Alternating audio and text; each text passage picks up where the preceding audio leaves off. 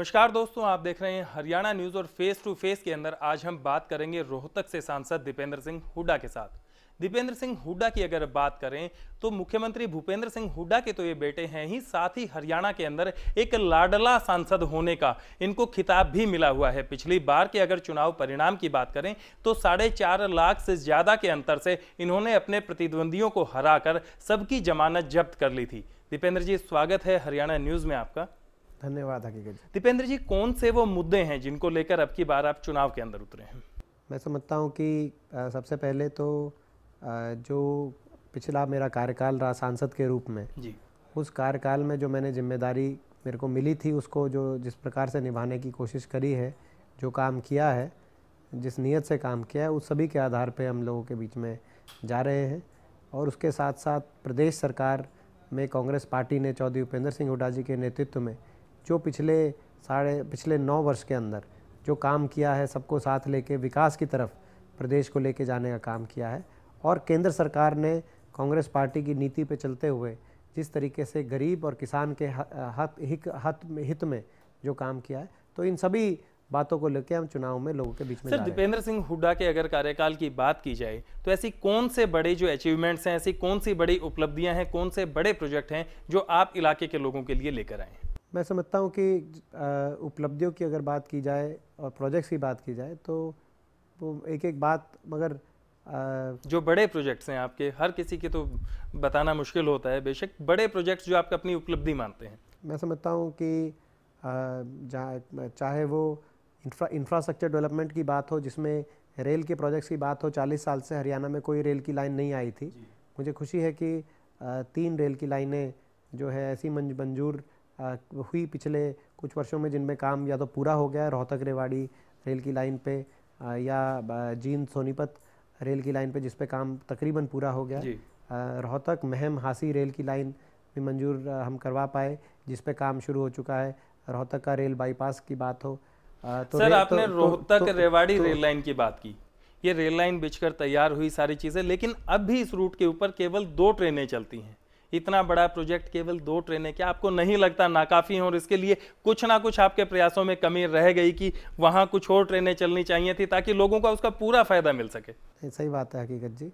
पिछले साल ये रेल की लाइन शुरू हुई और उसके बाद एक रेल मंजूर करी, फिर इस साल दूसरी रेल इस पर मंजूर हो गई, दो रेल की हो गई, और एक जयपुर चंडीगढ़ इंटरसिटी भी मैंने मंजूर करवाई है। तो तीसरी तीसरी ट्रेन भी इस पर जल्दी चलनी शुरू हो जाएगी। और किसी भी रेल लाइन पे इतनी तेज़ी से इतनी ज़्यादा ट्रेन नहीं चलती जितनी तेज़ी से इस रेल की लाइन पे हमने मंजूर करवाई है। तो चाहे रेल की बात हो, आपने उपलब्धियां पूछी थी, तो चाहे रेल की लाइनों की सर, दूसरी आपने बात की रोहतक के अंदर देश का पहला रेलवे जो बाईपास की जो बात हुई, उसके लिए किसान तो जमीन देने को तैयार ही नहीं है। देखिए, मैं समझता हूँ कि तो वही आप मेरे को अपने प्रश्न का उत्तर अगर पूरा देने दे तो मैं सारी उपलब्धियों का आपसे जिक्र करूँ। हाँ, आपकी बात सही है कि कुछ जो किसान हैं उसमें वो उसमें पूरे खुश नहीं थे जिस तरह की अलाइनमेंट बनी थी। तो उसकी अलाइनमेंट इस प्रकार से बने कि भाई सभी ज़्यादा से ज़्यादा लोग कोई नाराज़ ना हो और उसका जो रेल की लाइन है वो भी बिछ सके। तो उसकी कोशिश हम लोग कर रहे हैं। तो चाहे रेल की बात हो, और रेलवे से आपने उपलब्धियों की जैसे बात की, तो रेलवे से पहले जब मैं 2005 में सांसद बना, उससे पहले रोहतक लोकसभा क्षेत्र में भारत सरकार से रेलवे से केवल एक रेलवे ओवरब्रिज बना हुआ था, पुल जिसे कहते हैं रेलवे के ऊपर। इन 8 सालों के अंदर 20 नए रेलवे ओवरब्रिज हमारे क्षेत्र में बने हैं। तो ऐसे ही हाईवेज़ की बात हो, 3200 करोड़ के हाईवेज़ के प्रोजेक्ट्स रोहतक लोकसभा क्षेत्र के अंदर मंजूर हुए हैं, जिन पे काम या तो पूरा हो गया या काम चल रहा है। जिसमें रोहतक जो सिटी है उसके आसपास एक रिंग रोड नेशनल हाईवे जो भारत सरकार बना रही है, चाहे उसकी बात हो, बहुत से ऐसे 4 लेन और 6 लेन के प्रोजेक्ट्स हैं। इसी प्रकार से बेशक रोहतक के चारों तरफ कंस्ट्रक्शन हुई है, इसी प्रकार से मैं आपके, क्योंकि पिछला सवाल भी आप ही का था हकीकत जी, तो मैं आपके हर सवाल का आदर करना चाहता हूं, तो उसका मैं जवाब देते हुए, तो इसी प्रकार से चाहे वो इंफ्रास्ट्रक्चर की बात हो, जैसे मैंने कहा, बिजली के कारखानों की बात हो, चाहे रेलवेज हाईवेज़ की बात हो, चाहे वो एजुकेशन इंस्टीट्यूशंस की बात हो। ऑल इंडिया मेडिकल इंस्टीट्यूट आज जो आया है वो एम्स 2 बाड़सा में आया है, उसको मैं एक बड़ी उपलब्धि अपनी मानता हूँ। अपने उपलब्धि की बात करी है। इसी प्रकार से जो नेशनल कैंसर इंस्टीट्यूट है, ये देश का आज़ादी के बाद स्वास्थ्य की सबसे बड़ी परियोजना है। 2200 करोड़ की भारत सरकार द्वारा ये एक दुनिया के सबसे बड़े कैंसर अस्पतालों में से एक बनने जा रहा है, नेशनल कैंसर इंस्टीट्यूट। तो वो झज्जर में बनाने का भारत सरकार ने फैसला किया। पहले तमिलनाडु और केरल की बात हो रही थी, मगर उन्होंने, तो वो एक मैं समझता हूँ एक बड़ी उपलब्धि रही। ऐसे ही एम्स, IIT और IIM, ये 3 सर्वोच्चतम शिक्षा के संस्थान माने जाते हैं। भारतीय जनता पार्टी ने, नरेंद्र मोदी ने कहा है कि उनकी सरकार बनेगी तो हर प्रदेश में तीनों बनाए जाएंगे, क्योंकि गुजरात में भी केवल IIM है। मगर मुझे खुशी है कि तीनों इस पिछले 5 वर्ष के कार्यकाल में तीनों ये जो सर्वोच्चतम संस्थान वो रोहतक लोकसभा क्षेत्र में मैं ला पाया, जिसकी भारतीय जनता पार्टी बात कर रही है कि अगले 10 साल में हर प्रदेश में तीनों आएंगे। तो मैं एक लोकसभा क्षेत्र में तीनों आ पाए। तो इस प्रकार से और भी प्रोजेक्ट्स हैं, मगर ये सारी उपलब्धियां एक अलग जगह है। मैं समझता हूँ कि काम करने की एक बात रही, मगर जहाँ तक लोगों के बीच में जाने की बात है, मैंने अपनी तरफ से जो हो सकता था संभवतः एक अच्छी नीयत से काम करने की कोशिश करी है। और बिल्कुल इसीलिए एक लाडले सांसद की जो छवि है वो आपकी है भी, लोग अपने आप को आपसे जुड़ा हुआ महसूस करते हैं, और यही वजह है कि आपका जितना भी चुनाव प्रसार है वो लोग ही संभाल रहे हैं। तो ये मैं आपकी बात जो है मैं मानता हूँ जो सही हो सकती है। और मैं ये कहना चाहता हूँ कि भाई मैंने कोई जो है विपक्ष का भी कोई व्यक्ति हो सकता है, मेरे को उसमें कोई वो नहीं है, विरोधी पार्टी का भी कोई आदमी हो सकता है, मगर वो भी कोई, मैं समझता हूँ ये नहीं कह पाएगा कि मैंने गलत नीयत से कोई काम किया है। और ये इसको मैं मानता हूँ कि भाई जो है इन बातों को लेके हम लोगों के बीच में जा रहे हैं। सर, आपने बात की रोहतक के चारों तरफ रोड बनी, डेवलपमेंट हुआ, सारी चीज़ें, लेकिन रोहतक एक ऐसा शहर भी बन गया जिसकी वजह से कि रोहतक के अंदर कहीं से भी घुसना हो, जो टोल टैक्स है वो देना ही पड़ेगा। देखिए, प्राइवेट कंपनीज को ठेका दे दिया गया और प्राइवेट कंपनीज ने रोड बनाया और अब वो लोगों से टैक्स वसूल करेंगे, और इसकी वजह से लगातार कुछ लोग जो हैं वो संघर्ष भी करते आ रहे हैं। देखिए हकीकत जी, जहाँ तक नेशनल हाईवेज की बात है जी, वो एक भारत सरकार की पॉलिसी है, और भारत सरकार की पॉलिसी में नेशनल हाईवे के जहाँ भी नेशनल हाईवे बने, अगर त्रिवेंद्रम के अंदर हकीकत जी नेशनल हाईवे है तो वहाँ भी टोल है जी। अगर गुड़गांव के अंदर नेशनल हाईवे गुजरता है तो वहाँ भी टोल है। अगर पानीपत के अंदर नेशनल हाईवे गुजरता है तो वहाँ भी टोल है। अगर लेकिन सर, रोहतक के अंदर कहीं से भी घुसे हर तरफ से टोल देना, अगर कहीं भी नहीं, आपने, मैं हकीकत जी आप जो है जैसे सवाल पूछ रहे तो उसका मैं जवाब दे रहा हूँ। तो ये नेशनल हाईवे का अथॉरिटी ऑफ इंडिया का भारत सरकार की एक टोल के बारे में जितने भी नेशनल हाईवेज हैं उन पे उन्होंने टोल की एक बात की है। मगर मैं ये मानता हूँ कि जहाँ तक टोल की बात है उस पे कोई ना कोई नीति पे भारत सरकार के स्तर पे पूर्ण विचार होना चाहिए। ख़ास तौर पे जो लोकल जो दायरा है 25 किलोमीटर का, 30 किलोमीटर का, उस दायरे में ज़्यादा से ज़्यादा राहत का प्रावधान होना चाहिए। ये ऐसा मेरे को मैं मानता हूँ, और मैं प्रयास भी करूँगा बतौर सांसद कि लोकसभा अगर मेरे को मुझे जाने का दोबारा मौका मिला तो मेरी तरफ से प्रयास होगा कि भारत सरकार से ये आग्रह किया जाए कि पूरे देश में, क्योंकि जिस प्रकार से एक बात आ रही है कि अहमदाबाद के चारों तरफ 25 टोल लगे हुए हैं, तो अब अहमदाबाद में 25 टोल, अहमदाबाद भी एक हमारी बहुत गुजरात की एक महत्वपूर्ण सिटी है, तो पूरे देश में इस प्रकार से जो जहाँ जो विकास होता है, नेशनल हाईवे की डेवलपमेंट होती है, एक टोल का प्रावधान भी हो रहा है। तो इस बात को लेके मैं अपनी तरफ से प्रयास करूँगा कि भारत सरकार में बात उठाऊँ कि जो है इस पर कुछ ना कुछ पूर्ण विचार हो, और लोकल जो पॉपुलेशन है, लोकल जो आबादी है, उनको कुछ राहत का ज़्यादा से ज़्यादा राहत मिले।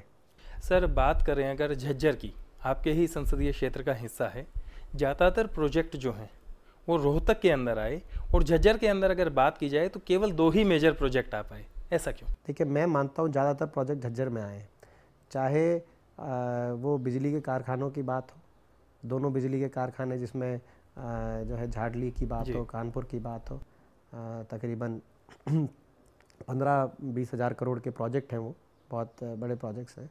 चाहे वो एम्स की बात हो, चाहे वो नेशनल कैंसर इंस्टीट्यूट की बात हो, चाहे वो देश की पहली जो परमाणु न्यूक्लियर यूनिवर्सिटी है, हाँ न्यूक्लियर यूनिवर्सिटी है, तो उस यूनिवर्सिटी की चाहे बात हो, चाहे वो मातन हिल में जो बनने वाली पुलिस यूनिवर्सिटी की बात हो, चाहे वो इंजीनियरिंग कॉलेजेस की बात हो, नेशनल हाईवे के प्रोजेक्ट की बात हो, रेल की लाइन की बात हो, तो अगर आप देखेंगे प्रोजेक्ट्स की तुलना करेंगे तो मेरा प्रयास रहा है कि पूरे लोकसभा क्षेत्र के अंदर काम हो और हुआ भी है। सर, एजुकेशन के लिए बहुत सारे इंस्टीट्यूशंस आ चुके हैं और बड़ी तादाद के अंदर हमारे युवा उनमें से पास आउट होकर भी निकल रहे हैं, लेकिन उनके लिए रोज़गार के उतने साधन जो हैं वो अब तक नहीं हैं। तो क्या इस ढंग से हम एक बेरोज़गारों की फौज नहीं बढ़ाते जा रहे हैं? हकीकत जी, मैं समझता हूँ कि तो इसका आपका अर्थ ये है कि शिक्षा के इंस्टीट्यूशंस आए, क्या साथ के अंदर नहीं, क्या साथ के अंदर उनके रोजगार के जो साधन हैं कहीं ना कहीं उनके अंदर जो कुछ कमी रह गई है जिसको आप अगले 5 साल में पूरा करने वाले? नहीं, देखिए, मैं इसमें कहना चाहता हूँ कि 2 चीज़ों पे ध्यान एक साथ देने की आवश्यकता होती है और मैंने उन्हीं 2 दिशाओं में खास तौर पे ध्यान दिया है। एक तरफ तो शिक्षा को मजबूत किया जाए, शिक्षा के संस्थान बने। आपने जैसे सही कहा, 2005 से पहले मेरे लोकसभा क्षेत्र में एक भी राष्ट्रीय स्तर का भारत सरकार का शिक्षा का संस्थान नहीं था। बिल्कुल नहीं था। ये सभी आपकी मेहनत का नतीजा है। आज 16 ऐसे भारत सरकार के राष्ट्रीय स्तर के संस्थान आए हैं। मैं समझता हूँ कि देश की सरकार के पास शायद ही कोई और इंस्टीट्यूट हो जो अब हो और जो रोहतक में नहीं आ पाया। और प्लस और भी जो शिक्षा, तो एक तरफ तो शिक्षा की बात है, दूसरी तरफ इस प्रकार का वातावरण बने कि औद्योगिक निवेश हो। औद्योगिक जब निवेश होगा, कंपनियां आएंगी, बड़ी बड़ी कंपनियां निवेश करेंगी तो रोजगार के अवसर बनते हैं। और उस निवेश के लिए किस चीज़ की आवश्यकता है? इंफ्रास्ट्रक्चर की। जब नेशनल हाईवेज बनेंगे, रेल की लाइनें बिछेंगी, बिजली के कारखाने बनेंगे तो औद्योगिक निवेश होगा। IMT रोहतक की बात हो, फुटवेयर डेवलपमेंट पार्क बहादुरगढ़ की बात हो, जो अपना झज्जर फारूक नगर रोड पे जहाँ नेशनल पैनासोनिक और रिलायंस SEZ जहाँ पे आ रही हैं, चाहे उसकी बात हो, चाहे झज्जर के अंदर झाडली और खानपुर के पावर प्लांट्स की बात हो, तो औद्योगिक केंद्र अलग अलग जगहों पे लोकसभा क्षेत्र में मेरा प्रयास हुआ है कि औद्योगिक केंद्रों की स्थापना हो, ताकि वो जो उद्योग के केंद्र बने, चाहे IMT रोहतक हो, चाहे फुटवेयर डेवलपमेंट पार्क बहादुरगढ़ जो मैंने आपको जिक्र किया, जिन उद्योग के केंद्रों का, वहाँ वो रोजगार के हब बने और रोजगार के अवसर वहाँ पे मिले। मगर उसके साथ साथ ये भी हमें, जो शिक्षा की आपने बात की, मैं उसके आपके प्रश्न से ये भी मैं कहना चाहता हूँ, क्योंकि गुड़गांव और दिल्ली के अंदर जब विकास हुआ तो गुड़गांव के अंदर बहुत लोकल लोगों को सबसे उच्च सर्वोच्चतम जो श्रेणी के जो रोजगार के अवसर थे उनको नहीं मिले, क्योंकि जो अहमदाबाद के अंदर जो बच्चा पढ़ के आया उसमें वो अच्छे रोजगार के अवसर मिले, और जो लोकल हमारे हरियाणा के जो यूथ थे उनको वहाँ पे उस हिसाब से नहीं।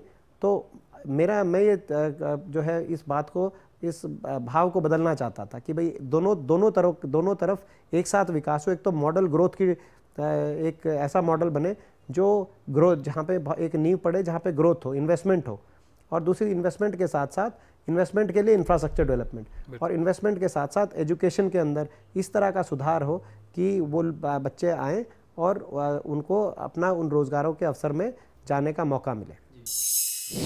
तो सर, वक्त हो चला है कि छोटे से ब्रेक का, और ब्रेक के बाद जल्द लौटेंगे। देखते रहिए फेस टू फेस।